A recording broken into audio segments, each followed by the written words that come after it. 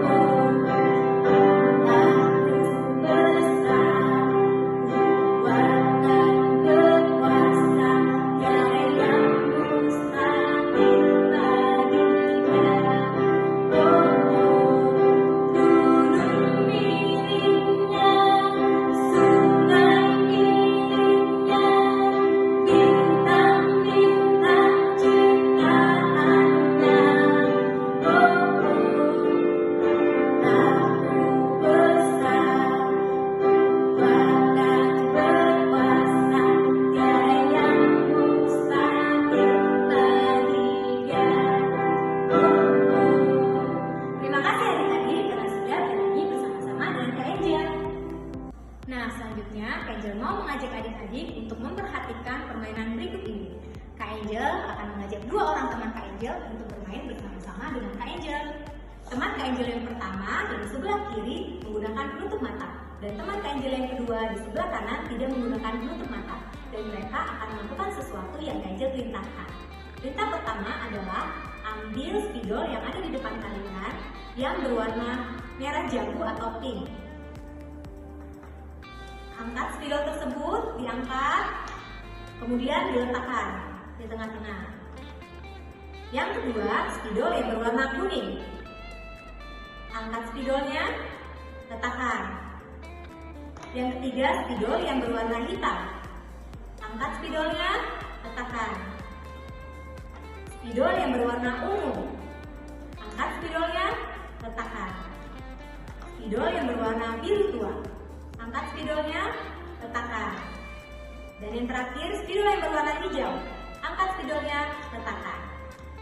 Kemudian, permainan yang kedua, Kak Angel akan meminta teman-teman Kak Angel untuk mengambil kotak pensil yang berada di bawah meja dan meletakkannya di atas meja. Silakan diambil.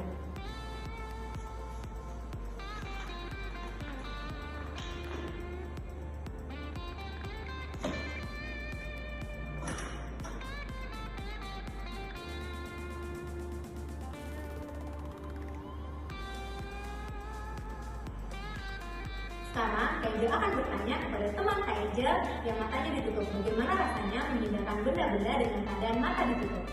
Saya sangat sulit karena saya tidak bisa melihat. Nah, sekarang Kak Angel akan bertanya kepada teman Kak Angel yang matanya tidak ditutup, bagaimana rasanya memindahkan benda-benda tersebut dengan keadaan mata tidak ditutup. Saya merasa mudah dan gampang karena saya bisa melihat.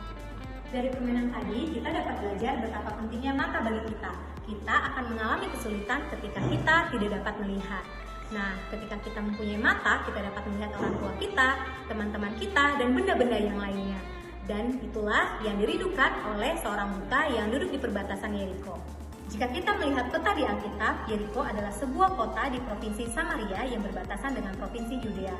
Dan hal tersebut menunjukkan bahwa dampak pelayanan Tuhan Yesus tidak hanya di provinsi Yudea saja, tapi juga merambah ke provinsi-provinsi yang lainnya.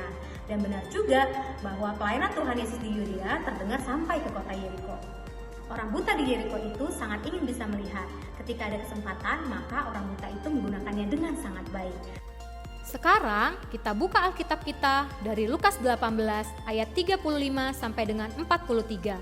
Kak Angel ulangi, kita buka Alkitab kita dari Lukas 18 ayat 35 sampai dengan 43.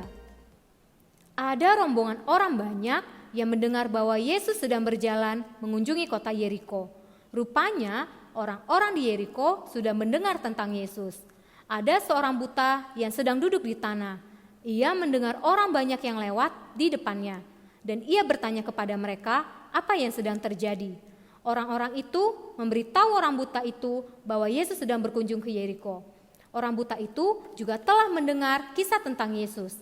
Sayangnya, ia tidak bisa berjalan mendekati Yesus karena ia buta. Maka orang buta itu berteriak dengan suara yang keras dan berkata, "Yesus anak Daud, Yesus anak Daud, kasihanilah aku." Orang banyak itu marah kepada orang buta karena ia berteriak dengan sangat keras. Tetapi orang buta itu bukannya diam, dia malah berteriak lebih keras lagi. "Yesus anak Daud, Yesus anak Daud, kasihanilah aku." Yesus mendengar teriakan orang buta itu. Lalu ia berhenti dan mendekati orang buta itu dan bertanya, "Apa yang kau kehendaki supaya aku perbuat bagimu?" Lalu Yesus berkata kepadanya, "Melihatlah engkau, imanmu telah menyelamatkan engkau." Dan sungguh ajaib, orang buta itu bisa melihat. Betapa senang hatinya sebab akhirnya ia bisa melihat. Yesus telah membuatnya melihat. Maka kemanapun Yesus pergi, orang buta yang sudah melihat itu ikut dan terus bernyanyi. Apa yang dilakukan orang itu membuat banyak orang menjadi heran. Dan orang banyak akhirnya ikut bernyanyi bersama-sama. Ketika orang buta itu mendengar bahwa Tuhan Yesus melewati tempat ia duduk, tanpa berpikir panjang, ia berteriak memanggil nama Tuhan Yesus dan meminta Tuhan Yesus untuk menyembuhkannya. Ia tidak peduli ketika banyak orang menyuruhnya untuk diam. Semakin keras orang-orang menyuruhnya untuk tidak berteriak, semakin keras pula teriakannya memanggil nama Tuhan Yesus. Tuhan Yesus pun datang kepada orang buta itu dan menyembuhkannya. Orang buta itu tidak mau menyerah pada kebutaannya.